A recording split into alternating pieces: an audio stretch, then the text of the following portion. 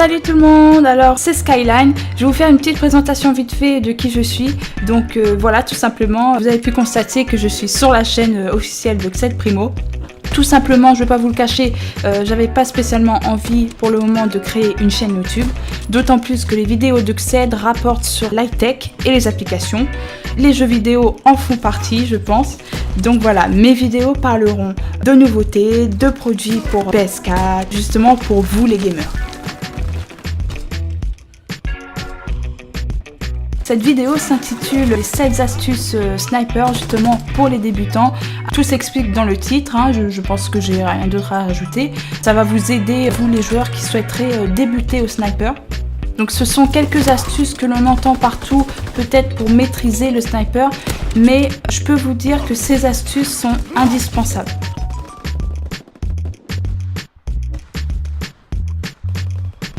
Donc je vais attaquer la première astuce dans cette vidéo qui est la sensibilité.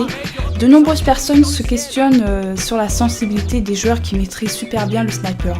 Bah écoutez, franchement, il faut que vous trouviez votre propre sensibilité. C'est propre à chacun. En général, on privilégie souvent une faible sensibilité. Personnellement, j'utilise entre 3 et 5. Après, voilà, c'est à vous de choisir votre sensibilité, c'est à vous de vous adapter à la sensibilité que vous avez choisie. C'est-à-dire que vous saurez exactement où est-ce que vous allez tirer, où est-ce que votre viseur va se diriger. Deuxième astuce que je vous recommande, c'est de trouver votre sniper. Le sniper est votre ami. Il n'y a pas de bon ou de mauvais sniper. Certains joueront avec le Lee Enfield qui lui a une bonne précision, d'autres vont mieux kiffer le M1903 avec ses dégâts. Personnellement les amis, je joue avec le K98K comme vous pouvez le constater parce que je me sens plus à l'aise avec. Voilà mon avis dessus. Il faut que vous trouviez votre sniper avec lequel vous vous sentirez à l'aise. Si vous comprenez le sniper, il n'y a que du bénéfice pour vous. Je vais pas vous le cacher, c'est simple comme bonjour. Il faut que vous adaptiez au sniper choisi, de ne pas changer tous les 5 minutes. Alors justement, je rejoins cette deuxième astuce avec la prochaine astuce qui est donc de vous entraîner. Vous avez la possibilité dans tous les Call of Duty de jouer des bots dans des parties personnalisées. Alors, si c'est là, c'est que c'est pas par hasard. Il faut que vous entraîniez justement. Je vous recommande de commencer par le commando. Et quand vous faites des bonnes séries de kills, vous pouvez augmenter la difficulté, donc mettre des bots ennemis vétérans. Moi, j'ai commencé comme ça et franchement, ça m'a beaucoup aidé. Voilà, il n'y a pas de secret là-dessus, il faut que vous vous entraîniez. Quatrième astuce que je peux vous confier les amis, vous avez dans les mains un sniper, vous n'avez pas un pistolet, vous n'avez pas une mitraillette, vous avez un sniper. Donc justement, pour réussir à faire des bons kills, vous devez retenir votre souffle. Retenir son souffle, ça sert à quoi? Lorsque vous retenez votre souffle 1 seconde, ça va vous permettre d'orienter le viseur sur la cible. Ça va vous permettre de vous concentrer, de viser la tête. Franchement, ce qui est formidable dans ce Call of Duty, c'est que lorsque vous retenez votre souffle, l'écran s'assombrit pour stabiliser votre viseur.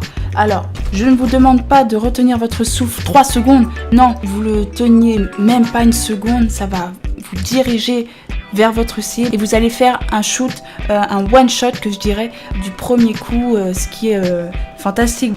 La cinquième astuce que je vais vous dire là tout de suite, c'est une très très grosse astuce qui sera tout à votre avantage.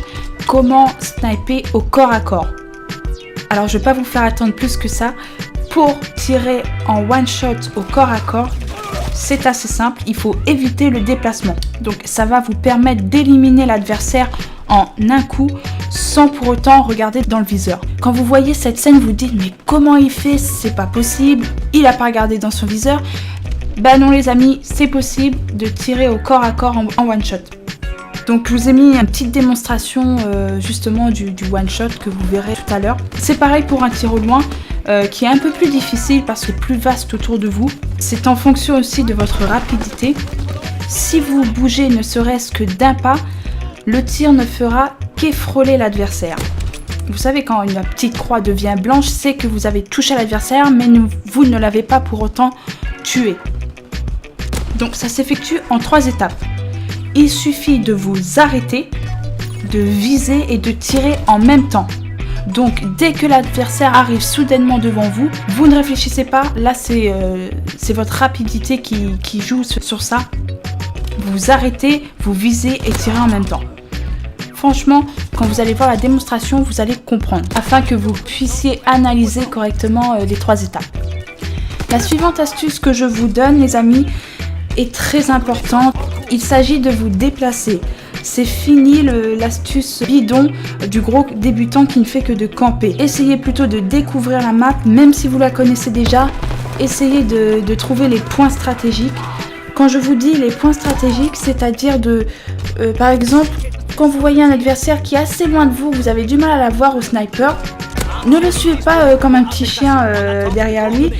Justement, les points stratégiques vont vous aider à contourner un obstacle pour que vous arriviez devant lui. Vous allez pouvoir le surprendre, le prendre par surprise.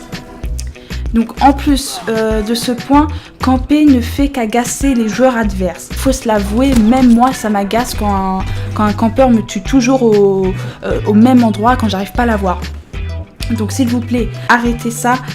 Et puis de plus, ça va vous permettre justement d'avoir une évolution. Le fait de découvrir, de se déplacer, vous allez avoir une évolution dans votre façon de jouer et une évolution dans la rapidité du tir. Dernière astuce toute simple, donc la 7e et dernière astuce, c'est d'être discret le plus possible.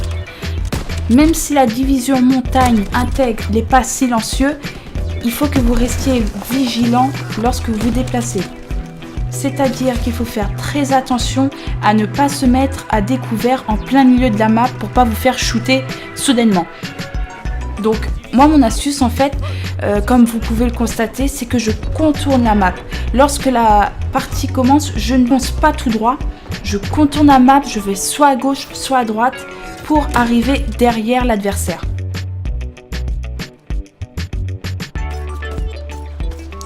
J'arrive sur la fin de ma vidéo, j'espère qu'elle vous sera très utile pour débuter au sniper. Si c'est le cas, n'hésitez pas à lâcher un petit pouce bleu et de la partager. Ça me ferait tellement plaisir de continuer des vidéos avec vous pour vous aider le plus possible dans vos recherches. N'hésitez pas à vous abonner, c'est gratuit et ça me ferait très plaisir. C'était Skyline les amis et je vous dis à très bientôt pour une nouvelle vidéo.